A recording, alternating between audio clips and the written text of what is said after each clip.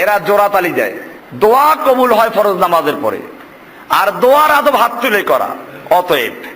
অতএব ফরজ নামাজের পরে হাত তুলে মোনাজাত করা যায়। আপনি যে এই থিওরি আবিষ্কার করলেন, আল্লাহর রসুলকে বুঝেন নাই? আল্লাহর রাসূল সাল্লাল্লাহু আলাইহি ওয়াসাল্লাম সাহাবায়ে কেরামদের নিয়ে মোনাজাত করতে পারতেন না? এটা তো করেন নাই। তাহলে আপনি আল্লাহর রাসূলের চেয়ে বেশি বুঝতে পেরেছেন। আজ পর্যন্ত মক্কা মদিনায় এই ফরজ নামাজের পরে হাত তুলে সম্মিলিত মোনাজাত নাই। এটা একটা স্বীকৃত বিদআত, যেটা ভারতবর্ষের লোকেরা জোড়া তালি দিয়ে তৈরি করেছে। এই জোড়া তালি দিয়ে শরিয়ত তৈরি করার অধিকার আল্লাহ কাউকে দেন নাই। আমরা এজন্য ফরজ সালাতের পরে যে আমলগুলো আছে ওগুলো করব। রাসূলুল্লাহ সাল্লাল্লাহু আলাইহি ওয়াসাল্লাম তিনি সালাম ফিরিয়ে বলতেন আল্লাহু আকবার, এরপরে বলতেন আস্তাগফিরুল্লাহ আস্তাগফিরুল্লাহ আস্তাগফিরুল্লাহ 3 বার। এরপরে তিনি বলতেন আল্লাহুম্মা আনতাস সালাম ওয়া মিনকাস সালাম তাবারাকতা রব্বানা ওয়া তাআলাইতা ইয়া যাল জালালি ওয়াল ইকরাম। সুতরাং রাসূলুল্লাহ সাল্লাল্লাহু আলাইহি ওয়াসাল্লাম যেভাবে যে আমলটা করেছেন সেভাবেই আমাদের জন্য কল্যাণ। আমরা সেবা প্রত্যেক ফরজ সালাতের পরে আমরা যে প্রক্রিয়ায় পদ্ধতিতে সম্মিলিত মোনাজাত করি, এটা রাসূলুল্লাহ সাল্লাল্লাহু আলাইহি ওয়াসাল্লামের বিধান নয়। সাহাবীরাও এমনটি করেননি। তো রাসূলুল্লাহ সাল্লাল্লাহু আলাইহি ওয়াসাল্লাম তিনি একাকী করেছেন, শত শত হাদিস আছে। জামাতবদ্ধভাবে করেছেন একটা হাদিস শুনি। এজন্য সুন্নত হলো একাকী করা। আমরা করি কি, নামাজ শেষ সাথে সাথে হাত তুলি আল্লাহুম্মা আমিন, আবার সাথে সাথেই বলি বিরহমাতিকা ইয়া আরহামার রাহিমিন। কি চাইলেন? জোরে কোন কি চাইলেন? খালি হাত তুলছেন আর হাতটা মুইসা দিয়ে শেষ করে দিলেন, এরকম না। দোয়া নামাজের পরে আছে, কিন্তু এইভাবে না আমরা যেভাবে হাত তুলে সবাই মিলে কালেকটিভলি জামাতের সাথে করি, এটা না। চট্টগ্রামের হাটহাজারী মাদ্রাসা বাংলাদেশের মধ্যে সবচেয়ে বড় কওমি মাদ্রাসা। সেই মাদ্রাসায় ফরজ নামাজের পরে মোনাজাত হয় না, সম্মিলিত মোনাজাত নাই। প্রচলিত যে সমস্ত জামাতবদ্ধ দোয়া চালু আছে এগুলো কোনো দলিল নাই। তবে মুনাজাত নিয়ে ঝগড়া করবেন না, এগুলো খুব নাজেজ কাজ। নবী সাল্লাল্লাহু আলাইহি ওয়াসাল্লাম ইমামতি করেছেন। মুহাদ্দিসিনে কেরাম একটা হিসাব করছেন যে নবী সাল্লাল্লাহু আলাইহি ওয়াসাল্লামের উপরে নামাজ ফরজ হওয়ার পরে তিনি 10 বছর নামাজের ইমামতি করেছেন। এই 10 বছরে প্রায় 18,000 ওয়াক্তে নবী সাল্লাল্লাহু আলাইহি ওয়াসাল্লাম ইমাম ছিলেন। এই 18,000 ওয়াক্তের এক ওয়াক্তেও নবী সাল্লাল্লাহু আলাইহি ওয়াসাল্লাম সালাম ফিরানোর পরে সাহাবীদেরকে নিয়ে একসাথে দোয়া করছেন, এরকম কোনো হাদিস, সহিহ হাদিস তো নাই, কোনো জাল হাদিসও আসে নাই। কিন্তু অথচ এটা আমাদের দেশে শক্ত হয়ে কিন্তু এটা মজবুত হয়ে বসে গেছে, এবং দোয়া না করলে অনেকে মনে করে যে নামাজে হয় না।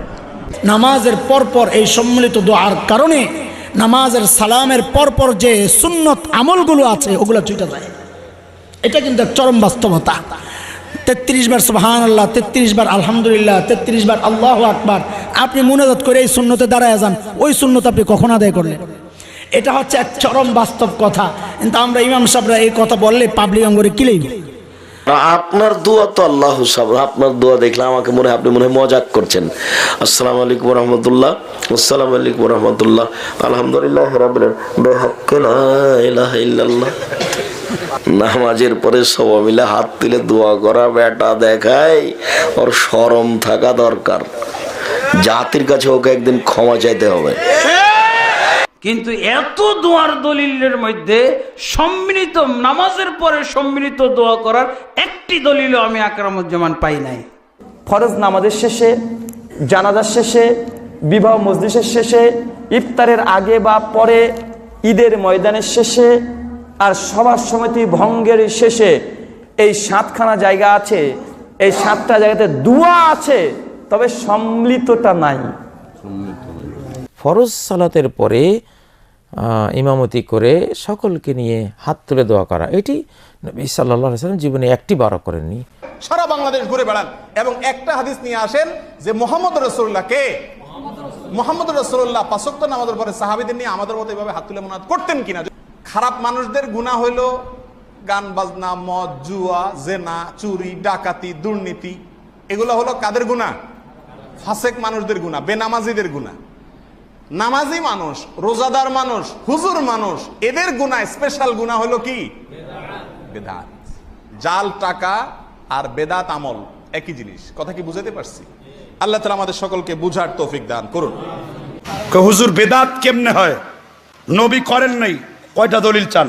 আমি এক নিঃশ্বাসে 56টা দলিল আপনাকে শোনাতে পারি এখন। প্রথম দলিল ফতোয়া আহলে হাদিস আল্লামা নাজির আহমেদ দেহলভী শাইখুল কুল 1 নম্বর খণ্ডের 88 নম্বর পৃষ্ঠায় আল্লামা শাইখুল ইসলাম ইমাম তাইমিয়া ফতোয়ায়ে মুজমাআতুত ফতোয়া পৃষ্ঠা নম্বর 88 খণ্ড নাম্বার হলো 37 ফতোয়া দিয়েছেন আসসালি ওয়াল উসাইমিনী। ফতোয়ায়ে আরকানুল ইসলাম পৃষ্ঠা নম্বর 49 নম্বর ফতোয়া দিয়েছেন ফতোয়ায়ে বিন বাস পৃষ্ঠা নম্বর 249 খণ্ড নাম্বার 10 ফতোয়া দিয়েছেন আল্লামা কাফিয়াল কুরাইশি ফতোয়া ও মাসাইল 38 নম্বর ফতোয়া দিয়েছেন সালাতুর রাসূল আসাদুল্লাহ গালিব। ফতোয়া দিয়েছেন বেলাল হোসেন সাইদি। তার আমি কেন জামাত ইসলাম করি 35 পৃষ্ঠায় ফরজ সালাতের পরে হাত তুলে মোনাজাত করা বিদআ। ফতোয়া দিয়েছেন সৌদি আরবের সবথেকে বড় মুফতি আম ডক্টর ফাউজান, তার কিতাব আল শরিয়া আল জামিউল কোরআন, এই কিতাবের 49 নম্বর পৃষ্ঠায় ফরজ সালাতের পর হাত তুলে মোনাজাত করা বিদআ। এছাড়া ফতোয়া শামী আর রাদ্দুল মুহতার 9 নম্বর খণ্ডের 35 নম্বর ফতোয়া আল্লামা শামী বলেছেন ফরজ সালাতের পর হাত তুলে মোনাজাত করা বেদাত। ফতোয়ায়ে লিল কুবরা ইবনে আবি শাইবা তিনি ফতোয়া দিয়েছেন এর 4 নম্বর খণ্ডের 49 নম্বর পৃষ্ঠায়। আল মুগনি ইমাম কুদামা 8 নম্বর খণ্ডের 47 নম্বর পৃষ্ঠায় ফরজ সালাতের পরে হাত তুলে মোনাজাত করে বিদআত করেছেন।